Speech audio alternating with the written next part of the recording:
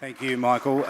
Tanya Hosch is a referendum council member. Tanya, over the past few years we've heard that the majority of Australians are in support of recognition of Aboriginal people, yet the whole process seems to remain uncertain. You've led, recognised and followed the debate closer than most people. Why do you think we haven't progressed as far as people think we might have hoped? Well, I imagine people are hoping to have lunch sometime today, so I won't go through all the reasons. But, you know, I've just finished my stint with Recognise as of yesterday, sadly, for just over 4 years.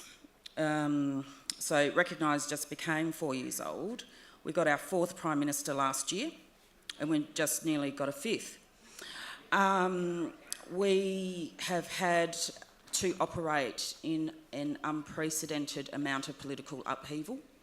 We have encountered policy actions and debates that have created an enormous amount of uncertainty and stress for Aboriginal and Torres Strait Islander people.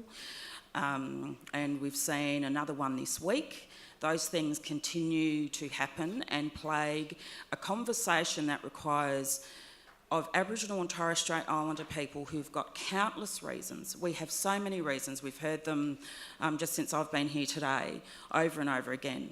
So many reasons to lack faith, to lose hope, to feel defeated, to be pushed and pulled and try to protect some basic rights.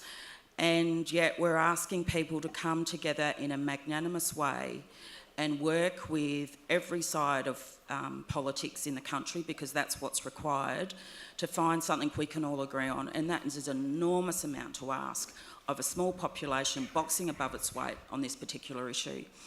I think that Aboriginal and Torres Strait Islander people have shown so much graciousness and goodwill in continuing to have a dialogue with everybody, and not just politicians but the whole country, non-Indigenous Australians, that we shouldn't just look past the fact that we've been holding this together. It would be really easy to give up, and I'm certainly not giving up by going off to the AFL, where you've got more protection against racism playing football than you do in our highest legal document in the country.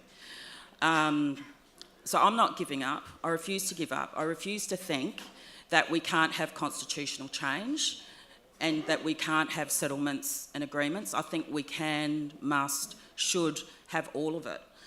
But we've got this one window of opportunity to get this constitutional work done. The longer it takes, the harder it gets.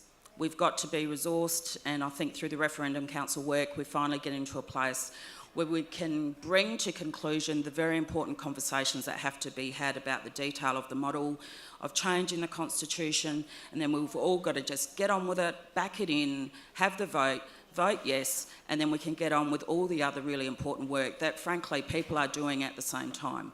So I just really want to honour the people in this place now who've supported this work to date.